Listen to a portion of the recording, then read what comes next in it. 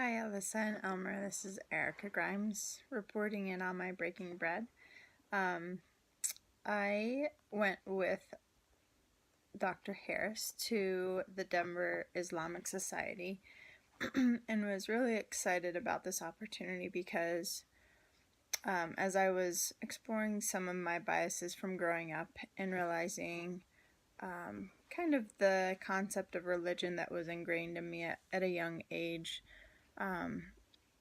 around Christianity being the right way, I realized that there's a lot of fears and microaggressions potentially that I have around Islam. And so I had kind of a barrier to even just step into a mosque, always feeling like I'd be intruding into someone else's sacred space or whatnot. So this experience was really powerful for me, and I'm glad that it got to happen as it did.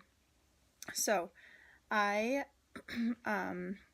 the Denver Islamic Society has a monthly open house, which it was evident that they are pretty used to students coming in or just people in the community that are interested, or students bringing their family members in just to learn. And their main goal of their open houses is to teach about what's true about their religion and to kind of clear up any misconceptions around Islam that exist in our nation, especially with the current socio-political climate and religious hostility around Muslims, with immigration status in our nation, as well as ISIS and all that's going on. So they were very, very warm and very welcoming. Had food out for everybody.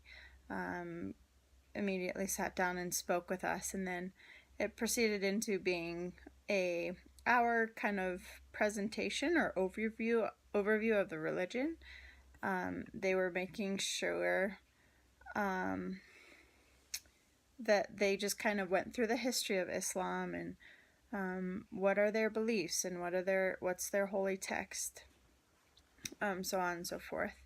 When I walked in, they had kind of prepped in via the website just that you may want to cover your head, and so we walked in, removed our shoes, went upstairs. I realized I hadn't covered my head yet, so I did, kind of not knowing even really the reasoning behind all that.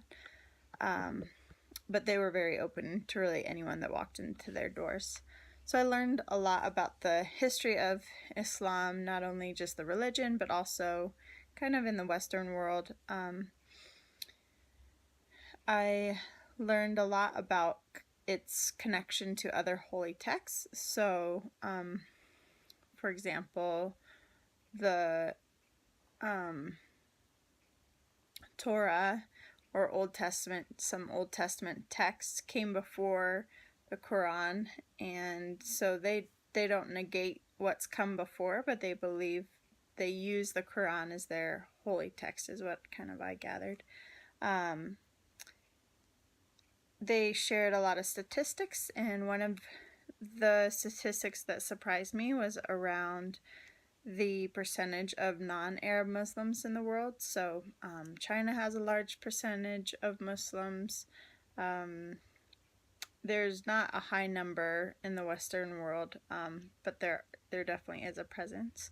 And one of the interesting in the stats in the United States is that 25% of Muslims in the United States are African Americans.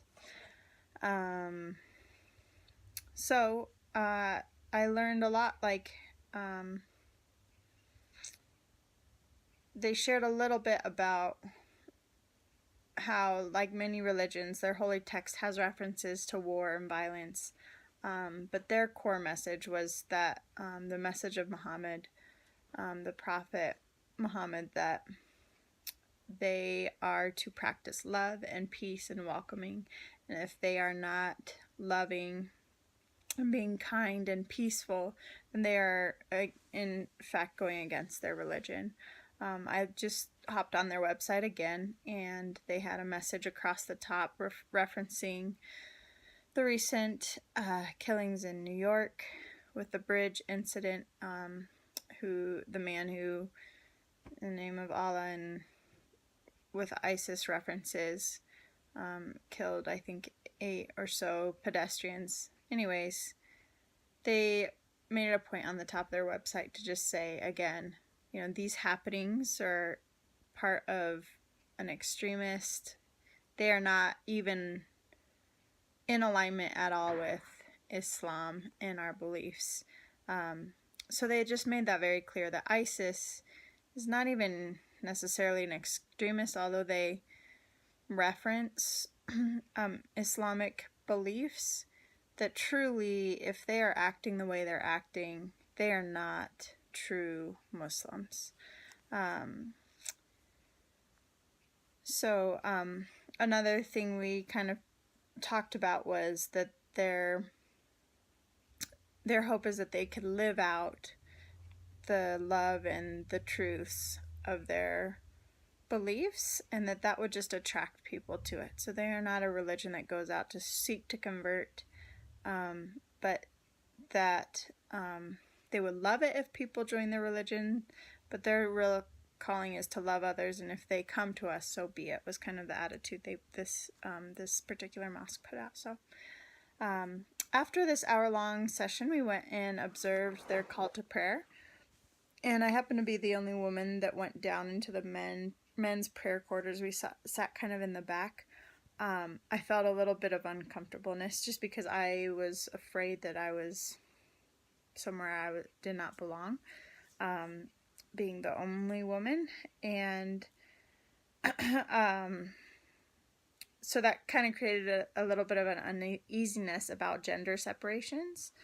And even during the presentation, the women that were in the room were sitting in the back with full head coverings, most of them.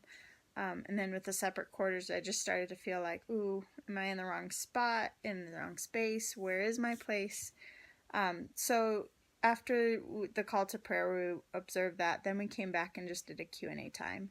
And they made it very clear that they would not be offended by any questions. So it really opened it up for lots of discussion. And one of mine was just why the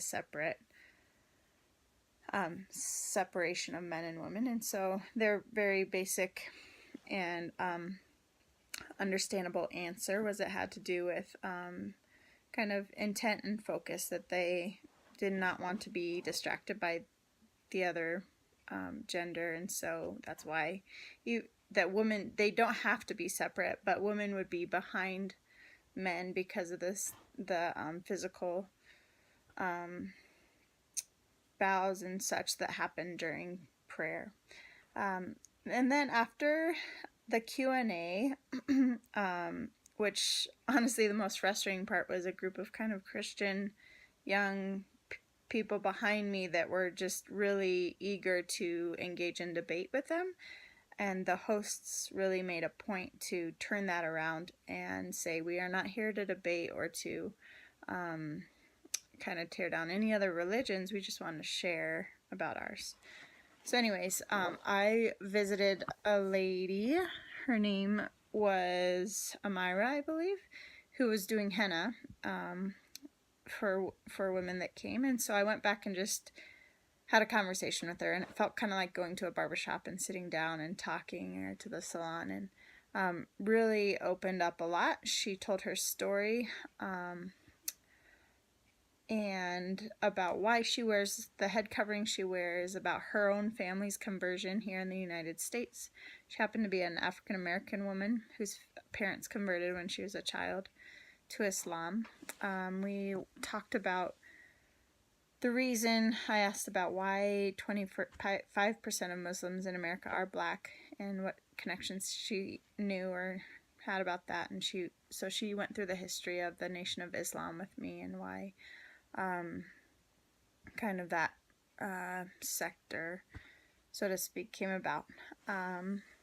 So I have a short video to show some of our conversation that was meaningful, just sharing her story about why she wears her head covering. That was super impactful. This lady, Amira, she's just one of those people that will bust all the preconceived notions you have, because she doesn't fit in any boxes. So enjoyed that conversation. I'll share that in a second here. Some of the unknowns I still have really kind of exist mostly probably around Muslim women, and just a lot of my own assumptions about the religion are around the treatment of women. And then I would love to see Amira come and join. She gave me her business card, so we can have her come and do henna, or just share her services with my community, because I think the conversations that happened over that henna was honestly one of the biggest takeaways I had. So here's some of our conversation, and then also I got her to reflect on why she steps into these kind of experiences often, where she's sharing with the outside world with people that probably most often judge her. So enjoy the rest of this video. Years ago now, and yeah, I used to just wear like just the head covering and just dress modestly, whatnot. But my sister, she started wearing the niqab, and I was like, why? Because I wasn't always like, I didn't always have a good opinion of niqab. Yeah, I mean, Because I I was don't have like, an opinion either. because I was like, oh, it's an Arab thing, and I'm not an Arab, so I'm not gonna do that. Yeah. But you know, when my sister started doing it, it kind of made me question, like, why would she do that when that's not her culture, you know? Did you ask her why? I did, That's yeah. the best way to Of find course, out. yeah. So she was like, well, you know, I just want to do it for the sake of, you know, God, because it's kind of mentioned in the hadith that the the wives of the prophets, they used to cover their faces, or they used to be behind like a curtain whenever they spoke to men or were in the presence of men, because they would give like, well, the youngest one, I mean, what is her name? Aisha, the what am I trying to say? Anyway, one of his wives, when she after he had passed away, she would give these classes, these talks to. Yeah, she was a scholar because she spent the most time with him, obviously. Right, like she had a really good memory, so she had all of these, you know, advices to give on what to do at certain times, and she could answer people's questions about how he was like and different things like that. So she would give these classes, but she would not sit like right in front of the men. She would, you know, have like a covering so that you wouldn't see. I don't know exactly how that covering was, but yeah. So, you know, she was saying she wanted to have like a, like, honor them or to do that because they did that and they're like an example for us. Yeah. So and then also I did like